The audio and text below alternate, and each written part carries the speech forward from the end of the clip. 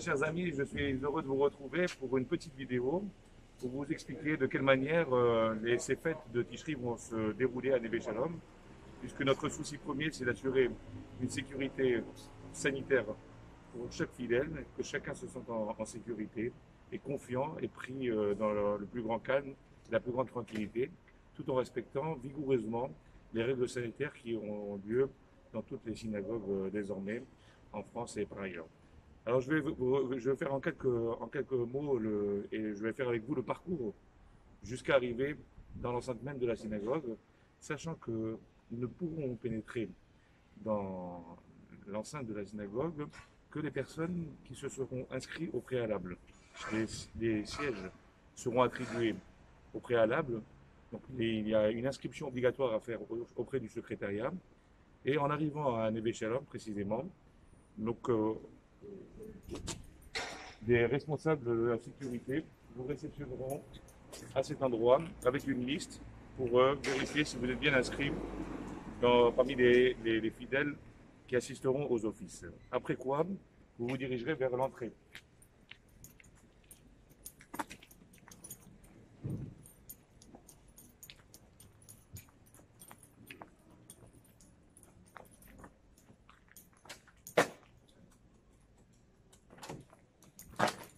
Alors je pénètre dans l'enceinte de la synagogue.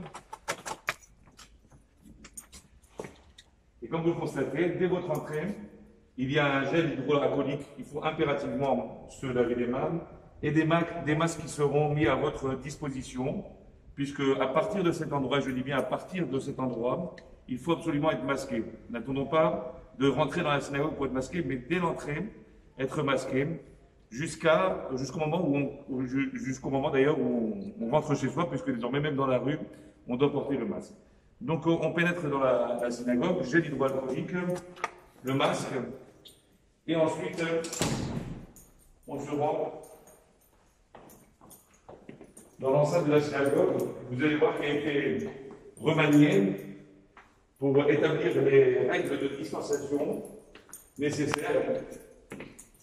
Il y a un fléchage, puisque la règle d'or, c'est de limiter au maximum les déplacements dans la synagogue. C'est-à-dire qu'une fois qu'on a regagné son siège, on évite de se déplacer, même pour aller échanger ou discuter avec un collègue, parce que cette circulation est problématique, comme vous le savez tous. Donc il y a un fléchage, et j'arrive dans la synagogue. Alors la synagogue telle que vous la découvrez ici, elle fonctionne de cette manière depuis quelques semaines déjà, avec un siège de distanciation entre chaque fidèle.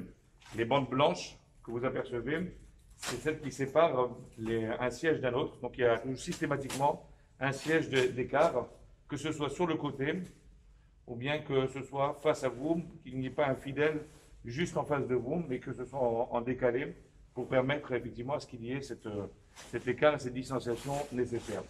Lorsque vous arriverez pour les fêtes, il y aura, pour signaler les sièges qui ne devront pas être occupés, pour permettre cette distanciation, cette petite feuille qui sera apposée sur le siège, qui ne pourra pas être occupé. Et donc, ce sera posé de la sorte. Voilà. Donc, vous saurez directement que c'est un siège qu'on ne peut pas occuper, sachant que, encore une fois, chaque siège sera attribué, puisque nous aurons tous été inscrits au préalable. Donc, chacun aura sa place. Il y aura une étiquette qui mentionnera très clairement votre emplacement et également un tableau à l'entrée pour trouver facilement son emplacement. Je le répète, la règle d'or, c'est qu'on nous limitions au maximum nos déplacements. La capacité de Neve Shalom en bas gravite autour d'une 150aine de places, une fois qu'on a établi ces règles de distanciation. C'est la raison pour laquelle, au terme de ces inscriptions, on pourra avoir avec beaucoup plus de clairvoyance de quelle manière se dérouleront les offices de Rosh Hashanah. En tout état de cause, si nous n'atteignons pas ce seuil, ou nous collons très proche de ce seuil, alors à ce moment-là, nous ferons un seul office dans cette enceinte pendant les fêtes de Rosh Hashanah. Simplement, lorsque nous arriverons à la dernière partie de l'office, c'est-à-dire une fois que la sonnerie du chauffard aura retenti pour la première fois, après la lecture de la Torah, juste avant que nous nous levions pour le Moussaf et pour la série suivante de sonneries, il y aura un petit groupe de fidèles, à peu près d'une trentaine de fidèles, qui occuperont la salle d'Anon pour la dernière partie de l'office, ce qui permettra de désengorger la synagogue, bien qu'encore une fois, les règles auront été respectées jusqu'au bout, mais il est évident qu'au moment où nous nous levons pour faire la prière, nous sentirons un peu plus rassurés si c'est moins, si vous voulez, oppressant et moins condensé. Donc, uniquement dans un souci de désengorger un tant soit peu la synagogue et aérer un peu la synagogue, il y aura une petite délégation d'une vingtaine, trentaine de fidèles qui iront à la salle d'Anon pour faire la dernière partie de l'office, c'est-à-dire le Moussaf et les sonneries qui accompagnent la lecture du Moussaf. Voilà de quelle manière nous envisageons les fêtes de Tishri.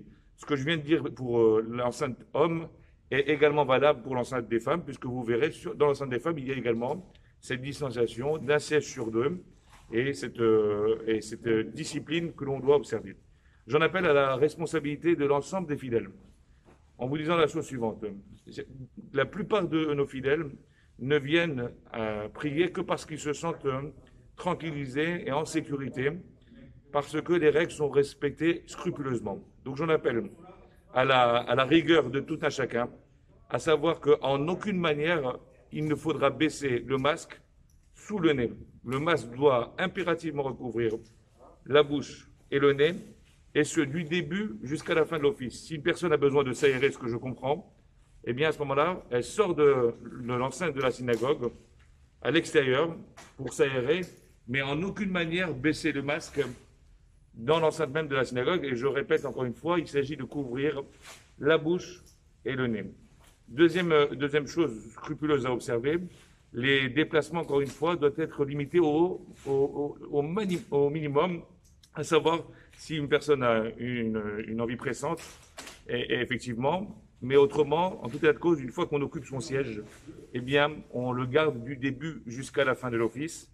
Et de cette manière, la tranquillité d'esprit s'installera auprès de tout un chacun, de chaque fidèle, et nous pourrons aussi ainsi prier avec la plus grande ferveur, la plus grande émotion, et en essayant un petit peu de nous détacher, si vous voulez, de tous ces soucis qui nous traversent dans ce quotidien depuis maintenant quelques semaines. Voilà, je voudrais vous souhaiter véritablement une très très belle année 5781, pleine de bénédictions, que l'Éternel mette fin à cette période terrible que nous avons traversée, que nous puissions amorcer cette année 5781 avec que des bénédictions pour vous, pour vos proches, vos familles. Je compte véritablement sur votre rigueur, votre sérieux, et que nous puissions ainsi, vraiment dans la plus grande sérénité, aborder ces fêtes.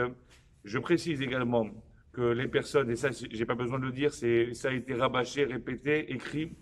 Effectivement, il y a des limites d'âge qui ont été inscrites, il y a des règles, c'est des généralités, mais comprenez bien que l'idée, c'est que toute personne qui se sente faible, qui se sent vulnérable, n'a aucune obligation de rentrer dans la synagogue en ce jour de Rosh Hashanah. Il est préférable pour sa santé de rester à la maison, de soigner sa santé et de prier à la maison. Seule une personne qui est en bonne santé, ou une personne qui ne présente bien entendu aucun symptôme de la maladie, eh bien, peut pénétrer dans la synagogue avec cette tranquillité d'esprit que les règles seront respectées à la lettre. Il en va de même également pour les petits-enfants. Seuls les enfants, on a mis une tranche d'âge 11 ans, c'est à peu près l'âge grosso modo où un enfant est susceptible de rester à côté de ses parents du début jusqu'à la fin de la prière sans se déplacer dans la synagogue. Donc c'est pour cela que seuls les enfants à partir de 11 ans, qui sont encore une fois en mesure de rester à côté de leurs parents du début jusqu'à la fin de l'office, pourront accéder à l'enceinte de la synagogue. Nous serons effectivement rigoureux pour qu'il n'y ait le moins de déplacements possible dans la synagogue, et il en va, si vous voulez, de la sécurité de tout un chacun. Je vous remercie vraiment du plus profond du cœur pour non seulement votre indulgence, pour votre compréhension, mais je suis sûr qu'en adoptant ces règles de conduite, nous serons un véritable exemple, pas simplement pour la communauté, mais pour toute la société, un exemple de discipline, de sérieux, et montrer que nous pourrons très bien concilier le rituel, la religion, avec la sécurité sanitaire. Que Dieu vous bénisse, que Dieu vous protège en cette année 5781, et beaucoup de bonnes choses à tous les membres de la communauté, et une pensée très très forte à nos frères et sœurs en Israël. Les Shana Tova Tikadvu Vetechadmu.